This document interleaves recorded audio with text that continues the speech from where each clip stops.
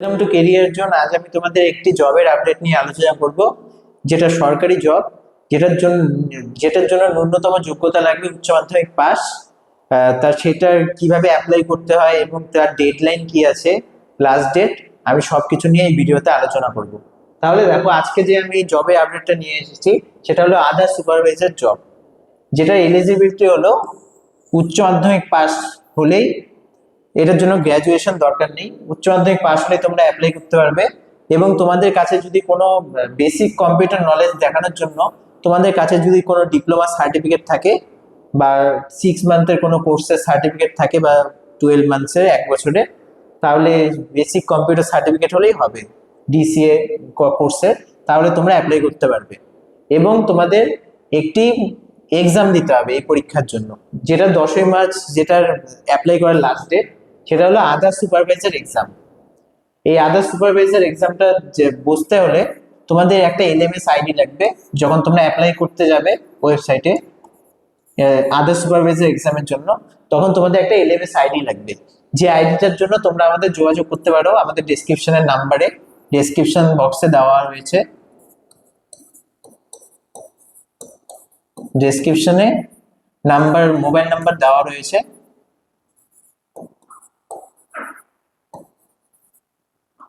সেটাতে তোমরা যোগাযোগ করতে পারো। তোমাদের আমরা এলএমএস আইডি আর পাসওয়ার্ড প্রোভাইড করে দেব।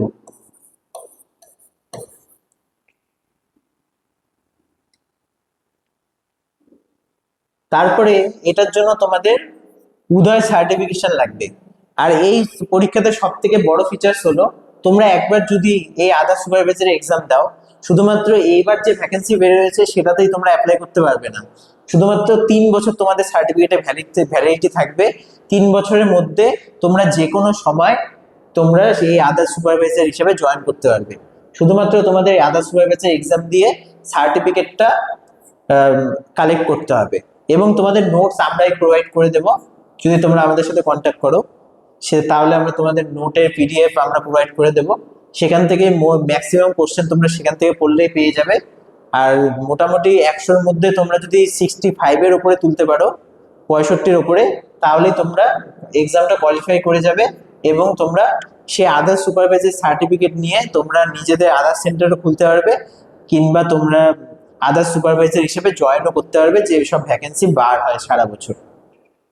এইবারে ভ্যাকেন্সিতে যদি অ্যাপ্লাই করতে নাও পারো, তাও তোমরা 3 বছরের যে কোনো সময় অ্যাপ্লাই করতে পারবে। Job role. জব রোল হলো তোমাদের আধার এনরোলমেন্ট অ্যান্ড আপডেট।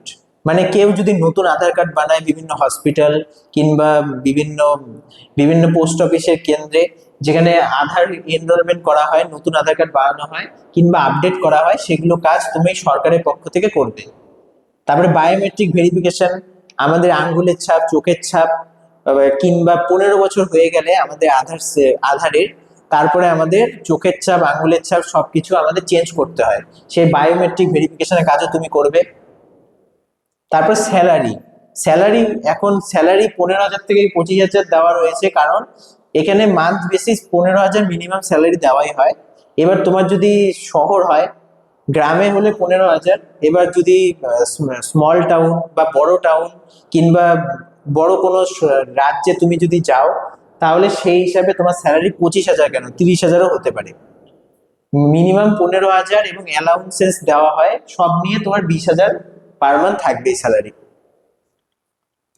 তবে এইটা অ্যাপ্লাইয়ের লাস্ট ডেট হলো 10th মার্চ।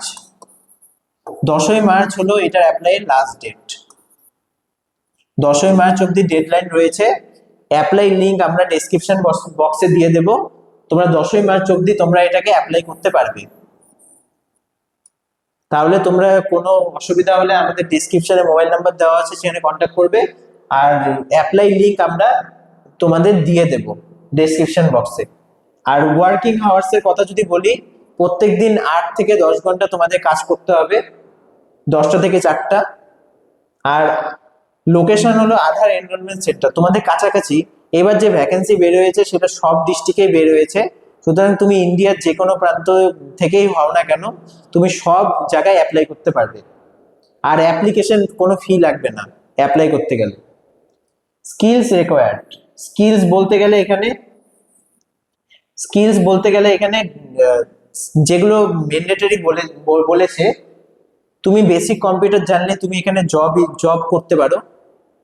তাহলে তোমাকে শুধুমাত্র কম্পিউটারের টাইপিং স্কিলটা জানা থাকতে হবে, যাতে তুমি ডেটাগুলো এন্ট্রি করতে পারো, তার নাম, তার বাবার নাম, মার নাম, এবং বায়োমেট্রিক হ্যান্ডেলিং, মানে তার আঙ্গুলের ছাপ, হাতের ছাপ কিভাবে নেওয়া হয়, আর কাস্টমার সার্ভিস মানে কাস্টমারকে কিভাবে সার্ভিস দিতে হয়, সেই বিষয়ে যদি তোমার দক্ষতা থাকে, তুমি ইজিলি এই জবটা করতে পারো। আর এটার জন্য কোনো গ্র্যাজুয়েশনের দরকার নেই। তাহলে এর পরের দিন আমরা কোনো সরকারি বা বেসরকারি চাকরি আপডেট নিয়ে আসবো, চ্যানেলে ফলো রাখবে।